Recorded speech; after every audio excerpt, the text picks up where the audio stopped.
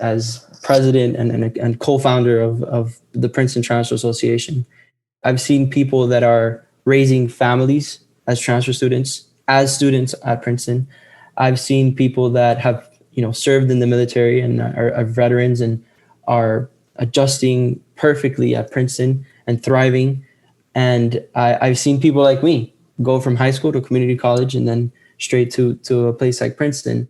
And yes, the classes are rigorous.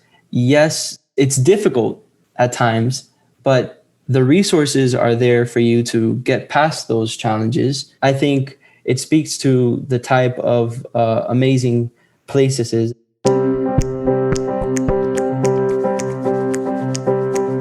Hello, everyone.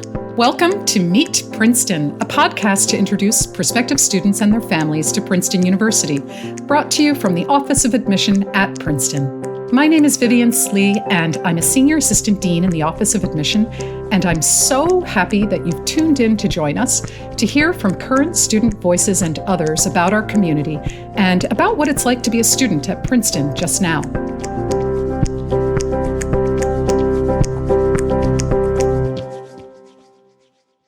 It's October on campus and the air is beginning to cool as the leaves begin to change, and I can't help but think about transitions. One season to another, summer t-shirts to fall sweaters, and in terms of this special episode, the transition from one school to another. What am I talking about? Princeton's transfer program, of course. In 2018, Princeton very proudly relaunched its transfer program as an access and inclusion initiative. And I might just add that we are all the better for it. Our community has been so enriched, and we have some amazing students on campus who have come through this program. Each year, we've been able to admit transfer students who bring a variety of perspectives to campus. Now, I could go on and on about the many fine details of this program, and my lovely colleague, Alex Buston, in the Office of Admission oversees these applications, and if you're listening and interested, please see the transfer section of our admission website for more. But, in fact, we have two wonderful guests on the program who will give you a much better idea of what it means to transfer to Princeton. First, we're going to hear from Dr. Keith Shaw, who is the Director of Transfer, Veteran, and Non-Traditional Student Programs. He'll be followed by our student guest, Alejandro Garcia, a rising senior who transferred from Miami-Dade Community College in Florida. Let's listen to hear what they have to say.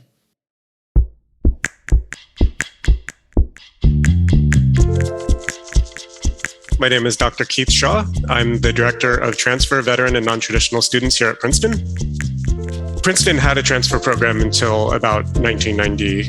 In 2016, when President Ice Gruber relaunched it, the idea was to remotivate its purpose. And in this case, the idea was we would use a transfer program as an access and inclusion initiative to look at our own student demographics, ask ourselves who isn't here, and use the transfer program as a way to be able to address that concern.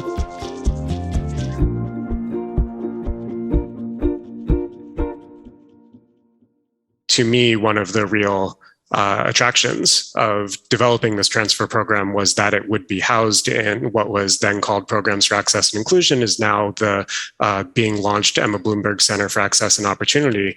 And that motivation for a transfer program, I think, is really wonderful. It's the best thing about it, that we can use the program to make Princeton a little bit more representative of the surrounding country and be able to bring in students, not just student veterans, to be clear, but first generation and lower income students, community college transfers that otherwise we wouldn't have. And I think that goes a long way towards changing the perspectives of the students that are on campus in a way that's beneficial for even our more traditional students, both inside and outside the classroom. We're excited, this being our fourth admission cycle for the transfer program, that it's happening at a moment that the Emma Bloomberg Center is launching. We're also in the position where we just graduated our first alumni, which is something I'm super proud of. One of the things we're excited about this year is to figure out what alumni programming might look like and how our folks that just graduated Princeton can be an asset and serve as mentors to our students who are just arriving. Princeton is not lacking for support services, and we've been very careful to be able to provide a lot of transition programming for our students. For starters, one thing that we've been excited to be able to do is invite all of our transfer students to Princeton Summer Bridge program. And so, for example, that means this year they're getting to benefit from 7 weeks of academic and co-curricular programming, which is going to prepare them to succeed in the fall. But they also get to take 2 4-credit courses with Princeton faculty. And this allows them to develop the habits of mind, the study skills, the approach to the work they're going to be asked to do in the fall when they're going to be taking 4 or 5 classes rather than 2, just so that they have the experience to know how to succeed. We have been able to invite, prior to this year, students to some kind of transition programming, but we've never been able to do the full invite for 4-credit courses. And I think that's going to be transformative. We're really, really happy about that.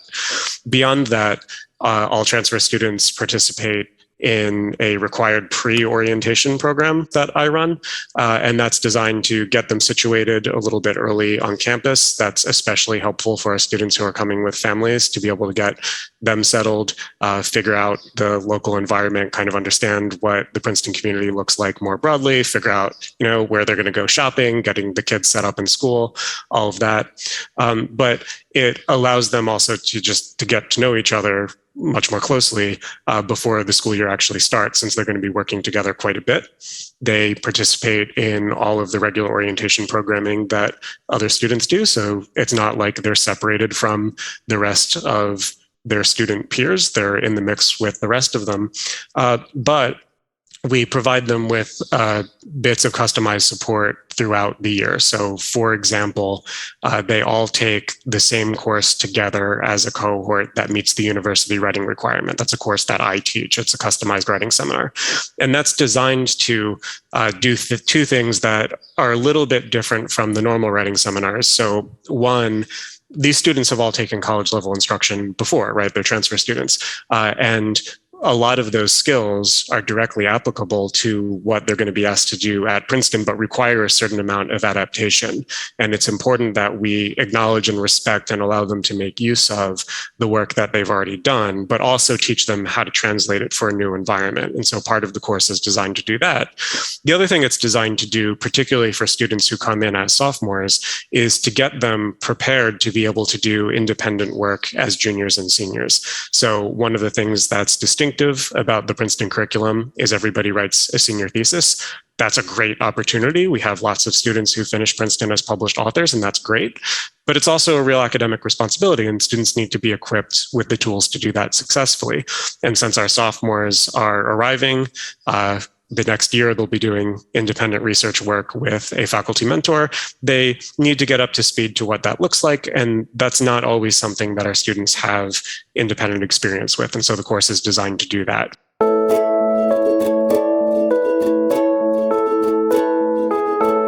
This year, for the first time, we're instituting a transfer mentor program, which I'm really excited about, where the students will be paired with an upper class transfer mentor, so somebody who's gone through the transition process before and help guide them through that process. There are a lot of questions and a lot of concerns that I can address directly, but I'm an old person who doesn't live in Princeton, and the transfer students are much closer to them in experience and can tell them what it looks like to go to the gym and go to the meal hall and navigate the library at 11 p.m. in a way that I'm not going to be doing. And so it's valuable for them to be able to benefit from those peer mentors. So that's just kind of a sampler platter of some of the things we do. But really year round, they're receiving support. And one thing that I've really liked about working with these students is with both the student veterans and the non-veterans, there's a real kind of pay it forward community mentality going on, where the students who have been the trailblazers in the program are really excited to help out the students who just arrive. And I think that's really great.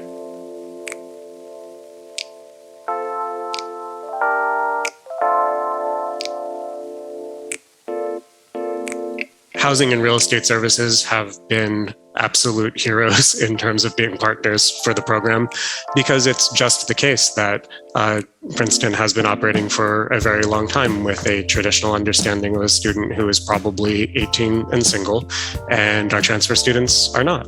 Many of them are coming with families, whether that's a partner or a spouse.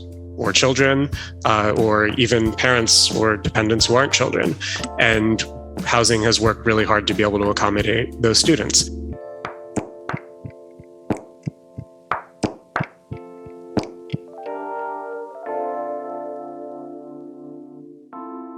We guarantee housing to students throughout their time here, and then after their first year, they can make the decision on their own. Do they like the setup they have on campus, or do they want to find something that's nearby and convenient, but gives them a little bit of space?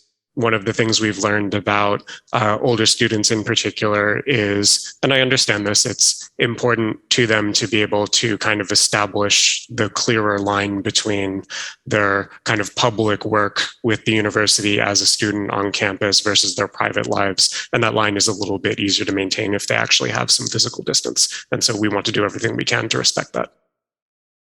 It's probably the case that lots of listeners are thinking, sure, that would be great. We're able to get into Princeton, but I would never be able to afford it. So why bother? And I think this is one of the biggest misconceptions that potential transfer candidates have. Princeton's financial aid program is extremely generous, and most of our transfer students are coming with nearly all or all of their expenses, both in terms of tuition and room and board, fully covered. For the student veterans in particular, we fully participate in the Yellow Ribbon program, and more to the point, it's been the case that none of our student veterans who have come through have been forced to rely on their post 9/11 GI Bill benefits. And that's been huge because it's allowed them to basically save that money for a post-Princeton opportunity. And so some of our graduates are only now drawing on their GI benefits to do things like go to law school, go to medical school, to pursue future opportunities. And so that's an enormous advantage. So please don't think that affordability is a reason to not apply. Actually, affordability is a reason to apply. That one of the greatest benefits of being able to come to Princeton is the likelihood that you'll be able to leave without student debt.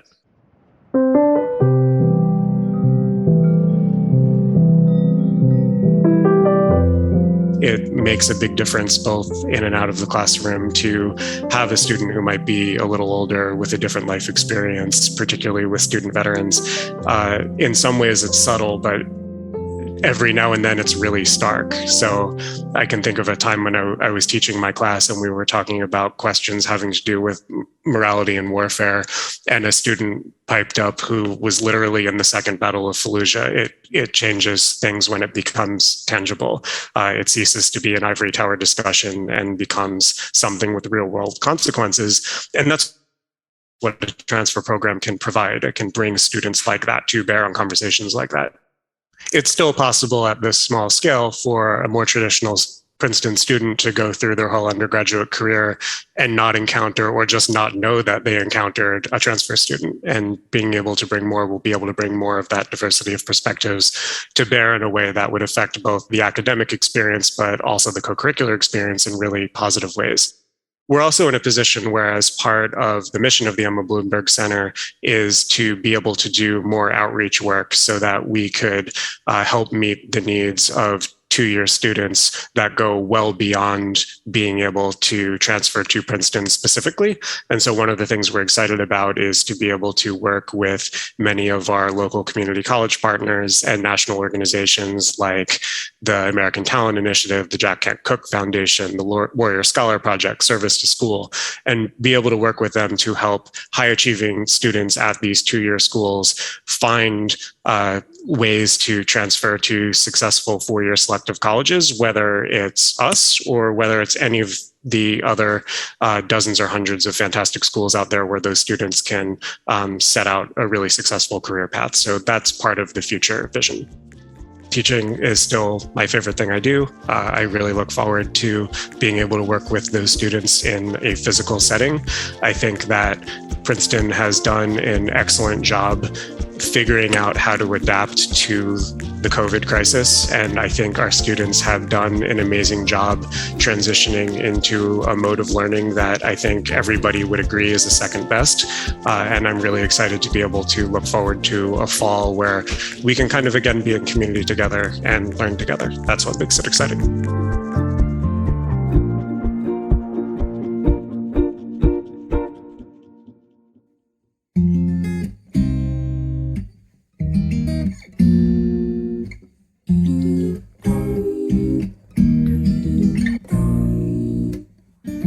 Hi, everyone. My name is Alejandro Garcia. I am concentrating in politics here at Princeton. I'm pursuing certificates in Latin American Studies and American Studies. I'm a rising senior. This is going to be my third year at Princeton. I transferred from Miami-Dade College, and I was born and raised here in Miami, Florida.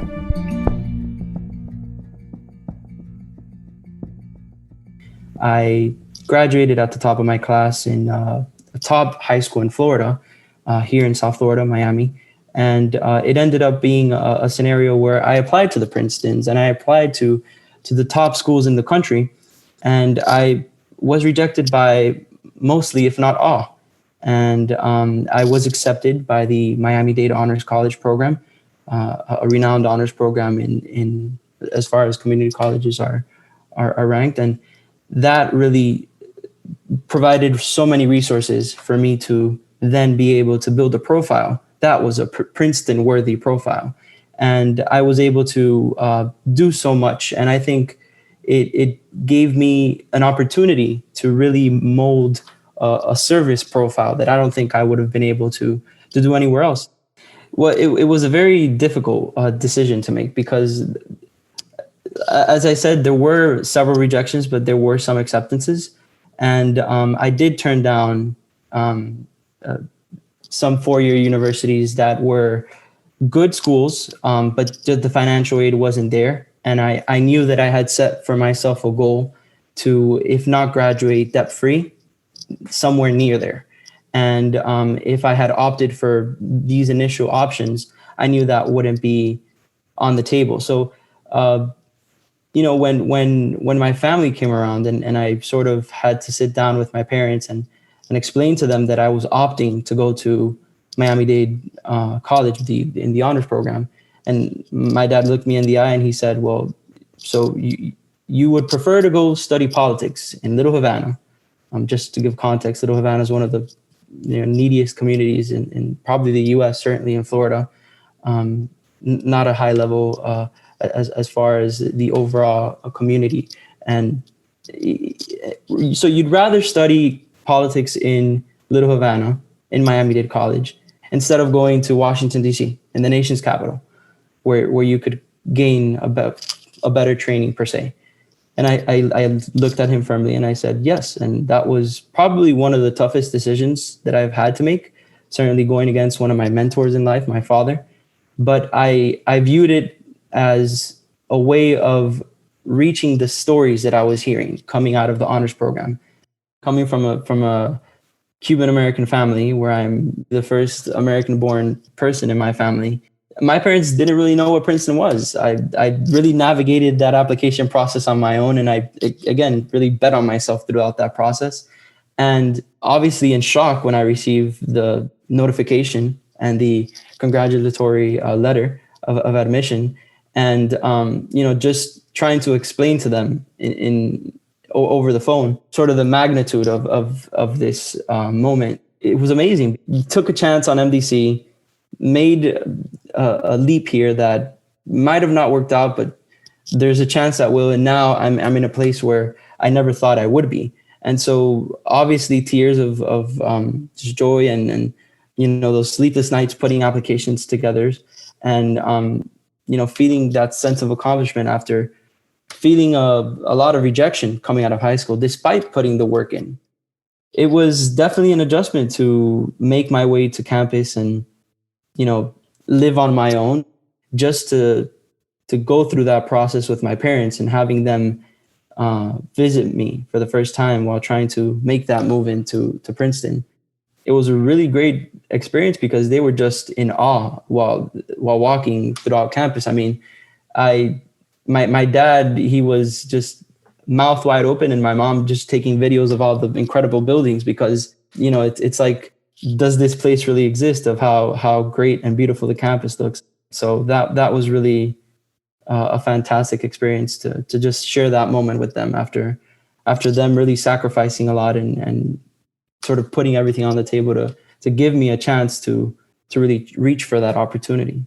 I have to be frank, I first heard about Princeton through doing research as far as being that kid that goes to bed, watching the History Channel's videos, and learning about all the incredible people that walk the halls of Princeton, and just knowing that so many people that received that training made such an impact in our country and certainly the world. I think that's really what made me dream of one day being part of that. I want to be in a place where I can sort of serve that model of in service of the nation. And I think that's what really lured me into Princeton.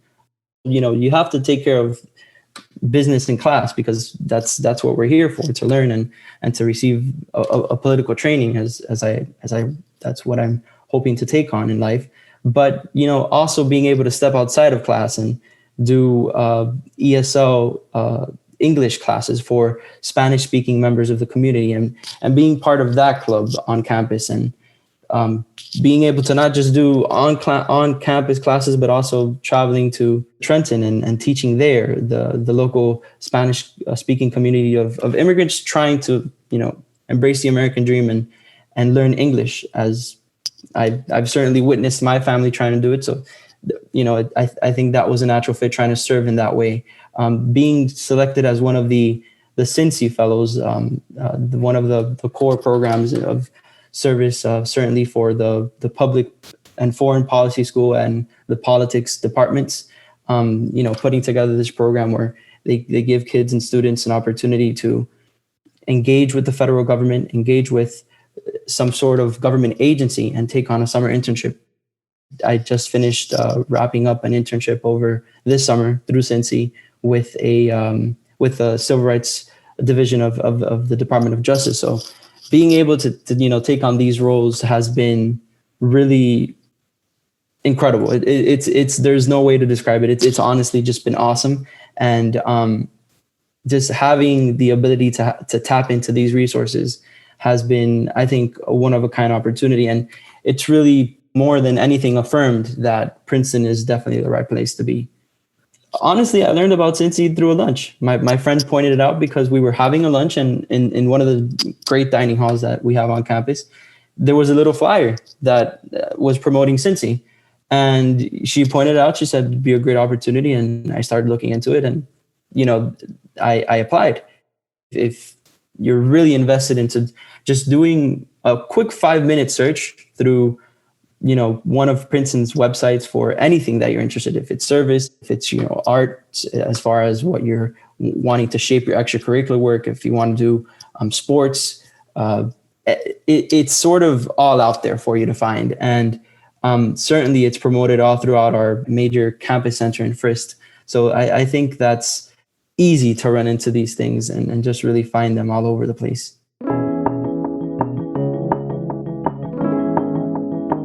I wasn't looking forward to the dorms, but I have to say that it was a very, very pleasant surprise to see how great they are. And it's like your own little community, that floor that sort of you live in.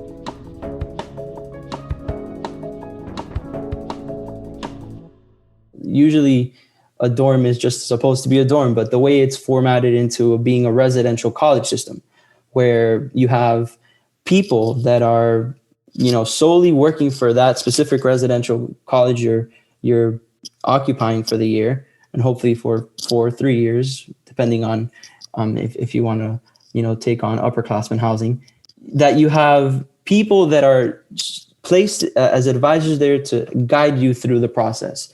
Another set of advising resources to really just help you through it all. I think I've been able to really coalesce with so many advisors and really surround myself with so many people. Obviously, Dr. Keith Shaw comes to mind as the director of the transfer program. He is like Superman. Because he teaches writing seminar, which is a required class for everybody coming into Princeton. And it's sort of this class where you have to learn how to write so that then one day you can take on the senior thesis and the junior papers, which is, basically a junior thesis during your junior year. And to have him do that class, but also as the director of the program, advise you through through the different things that you might experience on a daily basis on Princeton that you're not really sure about because you just got here a week ago and you're still trying to adjust, and you know that you can constantly turn to him for whatever you might need. And now working with him after putting together and founding the Princeton Transfer Association, which is really geared towards trying to form a community and sort of coalesce to help incoming transfer students, and help them facilitate the process of getting settled in Princeton. That was something that's been really great to do because I've been working jointly with him throughout it all. And I've sort of been able to experience, I guess, different facets of Dr. Shaw. And he's really one of the best things that the transfer program has to offer, because it speaks to, I think, the individualized attention we get. We're sort of given that from the outset. And I think that's a very special thing as far as advising and an experience that I've had with advisors here. Then you have your faculty advisor, which is the sole purpose of that person is to guide you through course selection. And I'm really fortunate to have been assigned to an amazing faculty advisor in Dr. Rosina Lozano from the history department, who ended up being my faculty advisor, then my professor, then my boss as a research assistant. As a politics concentrator, I've really enjoyed taking these, politics-based classes because that's what interests me. But this past semester, I took a class called Disney Industrial Complex. Never in 1,000 years did I think I would take a seminar about Disney, and it was amazing. And I got to know the different facets of a major corporation in the US and how it's taking over so many aspects of American life, and how it's being ingrained in American culture. Within politics itself, I think I've had this liberal arts component attached as well, because the politics department makes you take, or at least I should say requires you to take, what they call poll stats. It's colloquially referred to by the students, but it's a statistic-based class that facilitates the process of gathering research for politics projects like a junior paper or a senior thesis. And that in itself, I think, was a part of the liberal arts experience, even though it was within the domain of politics, because I think it was really stats heavy, and it made me learn a coding language, which I never in a million years thought I would be doing. But I certainly was pushed in that direction by Princeton, and I think it was a great experience. So as far as picking classes, I think there's something for everybody and fits everybody's interests. And certainly Princeton does a good job of pushing you so that you can at least dabble in exploring these interests. And it's encouraging to have these requirements because it sort of nudges you to take a step in that direction. Being around people that are publishing articles for the New York Times, and to see that is your faculty advisor for the politics department, and being able to talk about that article with him and sort of debate on what you're learning in constitutional interpretation class that semester, and sort of offering your own take of that article and how fascinating it was. Being able to walk through campus at around 6, 7 p.m., right when it's starting to get dark, but not too dark, and right where that background you have in back of you is, I think it's one of the best spots on campus, because that building, the administrative building at Princeton, it's the first building you see if you walk through the main gates. It's just so beautiful because the way it lights up at night, and then you turn around and you see those historical gates. And I think that's also a pinch me moment. And I certainly have pictures of that. And, then when you turn around and seeing those gates, and how we have this quirky tradition where you can never go through that main gate because there's the theory that if you walk through it, you won't graduate, which I'm not willing to test. So we all take the side gates. So that's another pinch me moment in a way, because it's a beautiful spot on campus to really admire. And then you turn around and it's also a humorous spot on campus because it's still it still makes me, laugh a little bit about it.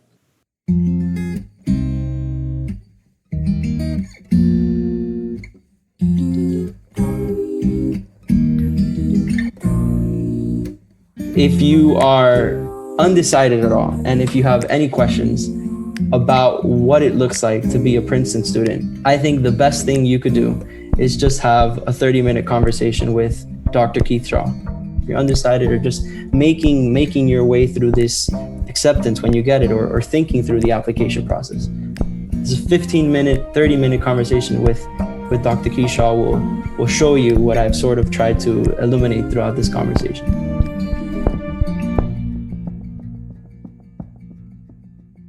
We hope you enjoyed listening to this very special episode of Meet Princeton. As I said earlier, this podcast was created with prospective students, both first year and transfer, and their families in mind. And so with that, I'd like to direct all of our listeners to our admission website at admission.princeton.edu. There you can watch, read, engage virtually, and learn more about Princeton University. Meet Princeton's audio engineer is Nick Dinoli of Orange Box Pictures. Mary Buckley and I, Vivian Slee, are executive producers. Bryant Blunt is our co-host and consultant, and original music was composed by Molly Truman from the class of 2024. We'd also like to give a special thanks to Dr. Keith Shaw and Alejandro Garcia for their fantastic contributions to this episode. And a big thank you, especially to our listeners, for tuning in. We hope you'll join us next time on Meet Princeton.